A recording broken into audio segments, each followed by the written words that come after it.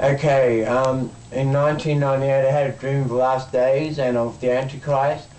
In this dream I was at this house and I woke up 4 o'clock in the morning and watched Believer's Voice of Victory, and I turned it on, and this voice out of television said, "David, they're coming to Kiev." So I warned my friends and family. We took off and I was running across this yard, jumping fences, and I went to go into this house and I went, "No, I'm going back, I'm not running." So I walked back and there was this man with a stick and goes, "Ah, I've got you now," and all of a sudden he fell over unconscious, and then my friend and I were dragging him back to the house, and there were these lions underneath the house, and so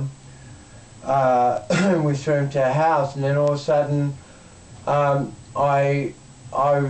was in the backyard, and I saw this tall tree where this man who was at the top saw everything in the world, and I wanted to have a look, so I was climbing up to have a look what he saw, and the Lord told me, "No, it's not for you." So I climbed back down and said, "Yes, Lord." And I saw this little girl in Den of Lions, and I never knew it was my niece, but 18 months old, before she was 18 months old, and I picked her up to get her out there, and there's these lions, and they clawed my legs like cats own an owner. And I said, "Jesus," and then they stopped clawing me, and then I handed her back to her mother, and then we were driving, and they were trying to get us, and they cornered us off, and I hopped out, and there's this man with a gun pointed at me. I go, "Oh my God," and now the twist out of his hand. So I picked it up, pointed at this other man, didn't fire it, but he fell over dead, and there was this crowd, and they were cheering, and this man that had the gun started floating in the air, and I pulled him back down because he had children. I just didn't want his children to be fatherless.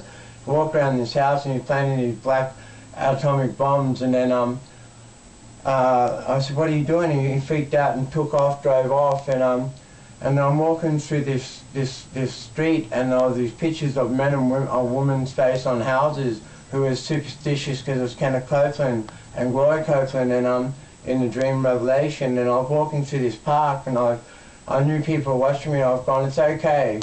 Everything's okay, Jesus is in control." And then I saw this man with this, who owned this nightclub, hand a bong to me, and I handed it to my friend, and there was this kid in the gutter, and the Lord said, "I want you to heal him." I said, "Yes, Lord." So I squatted down, and he had this skin disease. If you touch him, it hurts. And I was peeling off these leaves off him, and I was pulling out this chewing gum I could see inside my mouth, out of my mouth, and it was pink, and I was pulling it out, pulling off the leaves, and the Lord said, "David, sometimes healing's slow." And he was healed, and his mum was in the bathtub, and her husband walked in, and she was crying because of tears of joy, and I've gone in the bath, and I've gone,